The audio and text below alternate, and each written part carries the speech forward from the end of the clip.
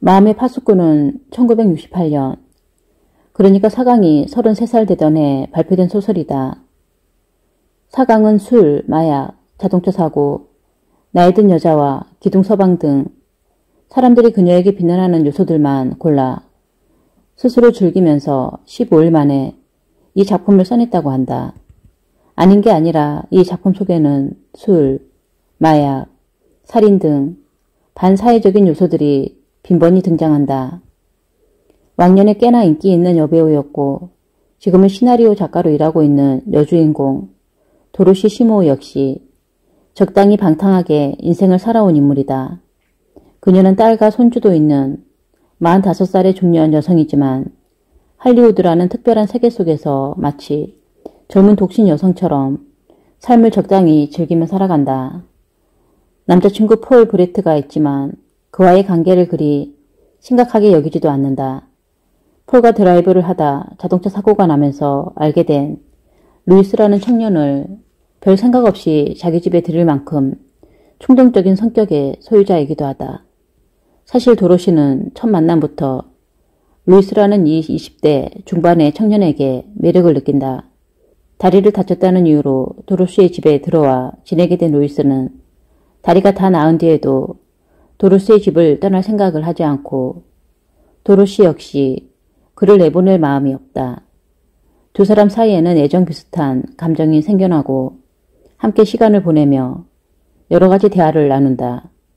그녀와 결혼하고 싶어하는 폴 브레트는 루이스의 존재를 수상쩍게 여기지만 둘 사이에 육체적 관계가 없다는 도로시의 말을 믿고 루이스를 친밀하게 대한다. 어느 날 도로시는 루엘라 슈림프라는 여배우와 눈이 맞아 그녀를 버리고 떠난 두 번째 남편 프랭크에 대해 루이스에게 이야기하게 된다. 그로부터 얼마 뒤 프랭크의 사망 소식이 전해진다. 루이스가 그는 당신을 떠나서 벌을 받은 거라는 엉뚱한 말을 하지만 도로시는 젊은이의 치기로 생각하고 가볍게 넘긴다. 도로시는 루이스에게 스크린 테스트를 주선하고 할리우드의 한 기획사와 계약을 맺는다. 스크린 테스트 화면에서 도로시는 아무것도 보고 있지 않은 마치 영혼이 육체를 잠시 떠난 것 같은 루이스의 시선을 발견한다. 루이스는 어느 모험 영화의 조연으로 영화를 찍게 되는데 할리우드의 악명 높은 권력자이며 도로시와도 원한 관계가 있는 제리 볼튼이 루이스를 빼오려고 더 좋은 조건을 제시하며 그를 꼬인다. 도로시는 제리 볼튼이 어떤 사람인지 이야기하며 루이스에게 화를 내고 다음날 제리 볼튼이 살해되었다는 소식이 전해진다. 이탈리아에서 영화를 찍다가 잠시 귀국한 루엘라 슈림프 역시 자동차 사고로 세상을 떠난다. 어느 날 밤 도로시는 프랭크와 제리 볼튼, 루엘라 슈림프를 죽인 것이 바로 루이스라는 것을 알아채고 루이스에게 그것을 확인한다. 루이스는 순순히 시인하면서 증거가 전혀 없으니 당신은 괴로움을 당하지 않을 거라고 과거에 그녀를 괴롭혔거나 현재 그녀를 괴롭히는 사람들만 죽일 뿐이라고 설명한다. 죽을 위험을 무릅쓰고 바다에 빠진 폴 브레트를 구한 것에 대해서는 당신은 그를 좋아하고 그가 죽으면 힘들어할 테니까요 라는 이유를 댄다. 루이스는 사랑에 대해 매우 배타적이고 극단적인 개념을 갖고 있는 기묘한 청년인 것이다. 루이스의 영화 촬영이 끝나는 날 도로시를 모욕하는 영화 감독 빌 맥클리의 발언을 엿들은 루이스는 네 번째 살인 대상으로 그를 택한다. 촬영용 소품인 총에 공포탄이 아닌 실탄을 장전한 루이스는 연기 도중 그 총으로 빌 맥클리를 직접 쏘아 죽인다. 형사들이 찾아오고 수사가 벌어지지만 루이스의 살인은 완전 범죄로 묻혀버리고 도로시는 폴과 결혼하여 6달 동안 유럽에 다녀온다. 그 사이 루이스는 촉망받는 스타가 되고 오스카상까지 수상하지만 호화로운 저택과 멋진 자동차를 마다하고 도로시와 폴 부부와 함께 사는 생활을 선택한다. 루이스는 도로시에게 이렇게 말한다. 난 당신만을 사랑할 뿐이에요. 다른 사람들에겐 전혀 관심 없어요. 이런 사랑이 과연 가능한 것일까? 세상에는 수십억의 사람이 살고 있고 사랑 종류도 사람의 수만큼이나 많을지도 모르겠다. 남녀 간의 사랑은 어느 정도의 배타성을 띠게 마련이지만 루이스의 경우 그 배타성이 극단으로 치닫고 있다. 도로시에 대한 사랑 외에 다른 것은 전혀 개의치 않는 것이다. 루이스의 범죄가 완전 범죄로 끝나는 것에 대해 점잖고 보수적인 사람들은 심기가 불편할지도 모른다. 그러나 사강의 작품들에 대개 그러하듯 충격적이고 자칫 천박하게 느껴질 수 있는 스토리가 사강 특유의 섬세하고 우아한 문체의 덕택에 경쾌함과 세련미를 획득하고 있다. 사강은 섬세한 심리 묘사에 치중한 사랑 소설을 많이 썼는데 마음의 파수꾼은 그런 사랑 소설들과는 달리 스토리의 전개와 독특한 구성에 더 치중하여 마치 할리우드의 스릴러 영화 한 편을 보는 듯한 재미를 느끼게 한다. 슬픔이여 안녕이나 어떤 미소의 화자가 사랑과 인생을 발견해가는 젊은 여성인 반면 이 작품의 화자는 자신의 능력 범위와 자신이 가진 매력에 대해 잘 알고 있는 중년 여성이라는 것도 차이점이다. 한 여자에 대한 플라토닉한 사랑 때문에 살인도 마다하지 않으며 그녀가 결혼한 뒤에도 평생 그녀와 함께하고자 하는 루이스의 병적인 애정이 잃는 이의 마음을 서늘하게 한다.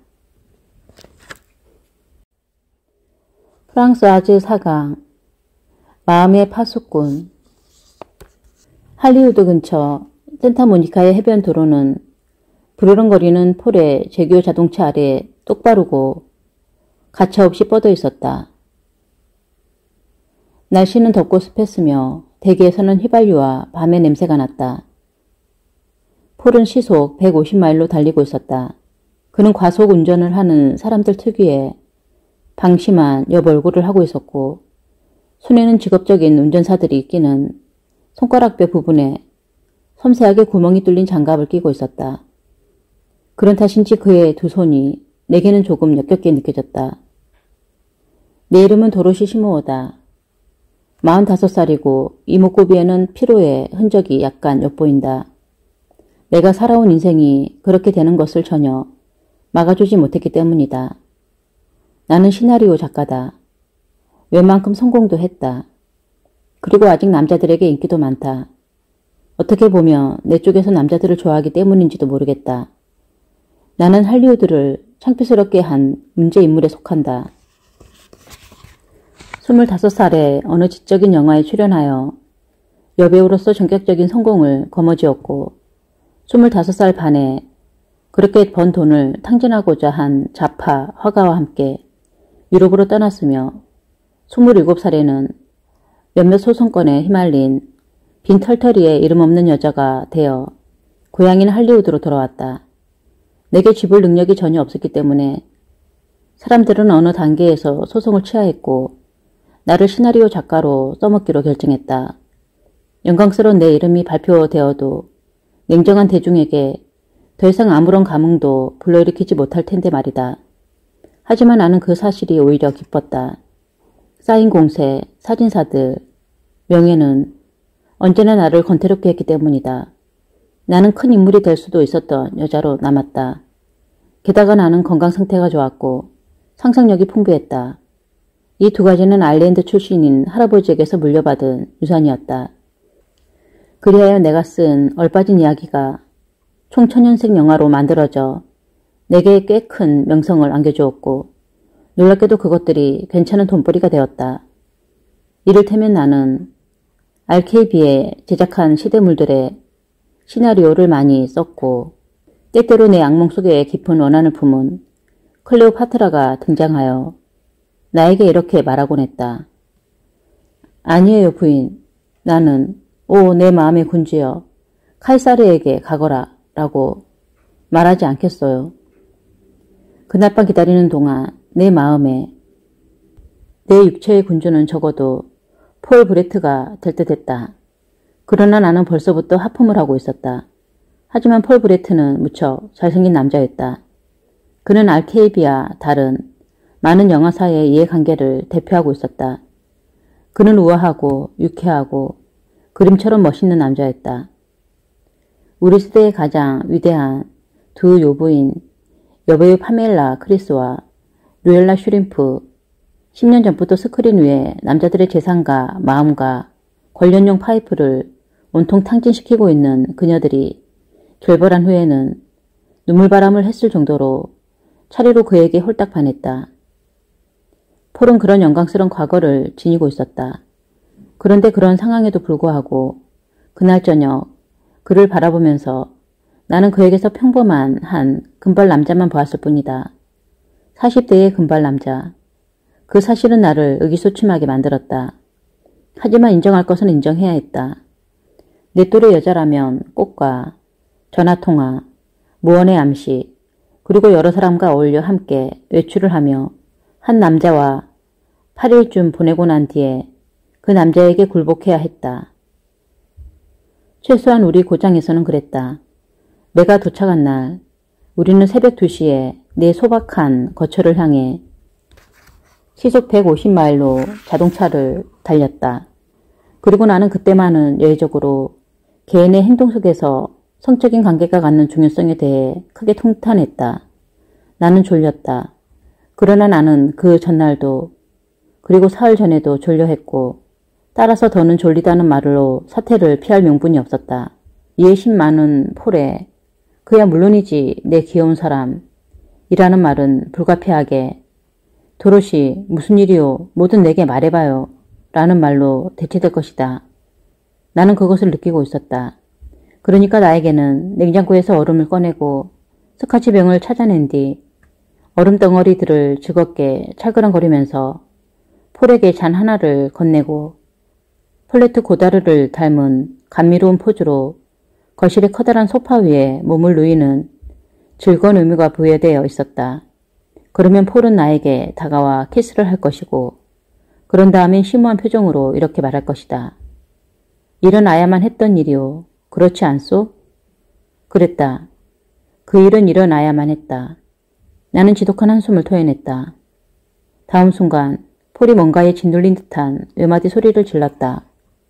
헤드라이트 불빛 속에 한 남자가 미치광이처럼 아니 내가 프랑스의 들판에서 보았던 지푸라기로 만든 탈구된 허수아비처럼 허공으로 솟구쳐 올라 우리를 향해 몸을 던졌다. 내 금발 남자가 반사신경이 뛰어났다는 점을 말해둬야겠다. 그는 급히 브레이크를 밟았고 자동차는 그의 아름다운 동행자와 함께 길 오른쪽 도랑에 처박혔다.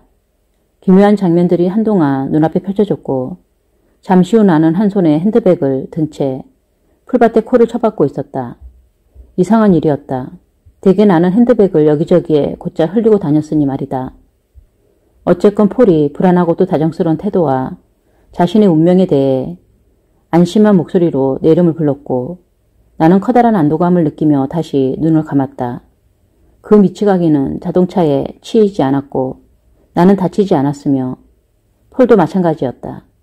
밟아야 할 절차들과 정신적인 충격 등으로 인해 나는 그날 밤 혼자서 잠을 잘 좋은 기회를 잡게 되었다.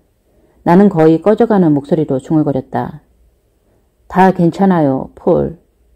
그리고 풀밭에 마음 편히 주저앉았다. 이런 운총이 있나? 폴이 외쳤다. 그는 이 같은 소설적인 구식 표현들을 즐겨 사용했다. 이런 운총이 있나? 아무 일도 아니오, 도로시. 정말이지. 아까는 어떻게 생각했냐면 나는 그가 조금 전 어떤 생각을 했다는 건지 알 수 없었다. 다음 순간 요란스러운 소음이 나면서 우리는 서로 얼싸안은 채 끔찍히도 강한 압력을 받으며 우리가 있던 도랑에서 10m 옆으로 떼굴떼굴 굴러갔다. 나는 기가 먹먹했고 앞이 보이지 않고 조금 화가 난 상태에서 그의 팔에서 빠져나와 그의 제규어 자동차가 불에 타는 모습을 바라보았다. 마치 햇불 같아 활활 타오르는 아주 질 좋은 햇불. 나는 속으로 생각했다. 폴이 뒤따라 몸을 일으켰다. 세상에 휘발유가. 그가 말했다. 아직도 펄쩍 뛰어오를 일이 남아있어요? 내가 상당한 유머 감각을 발휘하여 물었다. 그리고 나는 불현듯 미치광이의 존재를 떠올렸다. 혹시 그도 함께 불에 타버린 건 아닐까? 서둘러 다시 몸을 일으키면서 보니 스타킹 두 짝에 올이 풀려 있었다. 나는 길 쪽으로 달려들고 폴도 나를 따라왔다. 맥히덤식 포장 도로 위에 불을 피해 도망 나온 사람의 그림자 하나가 길게 누워 있었다. 그러나 그 그림자는 미동도 하지 않았다. 우선 불길에 그을려 젓갈색이 된 머리카락이 눈에 들어왔다. 나는 어렵지 않게 그의 몸을 조금 들여볼 수 있었고 이내 어린아이 같은 한 남자의 얼굴이 눈에 들어왔다. 사람들이 나를 이해해 주길. 나는 젊은 남자들, 유럽에서 미네라고 불리는 남자들을 결코 사랑한 적이 없었고 사랑하지 않고 앞으로도 사랑하지 않을 생각이었다. 나날이 높아만 가는 그들의 인기가 나는 늘 놀라웠다. 그것은 거의 프로이트적이었다. 하지만 이글거리는 불빛을 받으며 길바닥에 누워있는 그 청년의 얼굴, 젊지만 이미 꽤 딱딱하게 굳은 나름대로 완벽한 그 얼굴은 내 마음을 호기심으로 가득 채웠다. 나는 그를 피해 달아나고 싶기도 했고 그를 품에 안고 조용히 흔들어주고 싶기도 했다. 내게는 모성 콤플렉스가 전혀 없었다. 내가 무척 좋아하는 딸아이는 행복한 결혼을 하여 아이를 여럿 낳고 파리에서 잘 살고 있다. 그러나 그 아이는 여름에 내가 리비에라에서 한 달쯤 시간을 보내려는 생각을 할 때마다 자기 어린애들을 나에게 맡기려고 한다. 다행히 나는 혼자서 거의 여행을 하지 않았고 그럼으로써 내 모성의 결핍을 편의 차원의 문제로 돌릴 수 있었다. 그날 밤으로 루이스에게로 다시 돌아가도록 하자 그 미치광이, 들판의 그 허수아비, 기절한 남자, 잘생긴 얼굴을 가진 그 청년의 이름이 바로 루이스였다.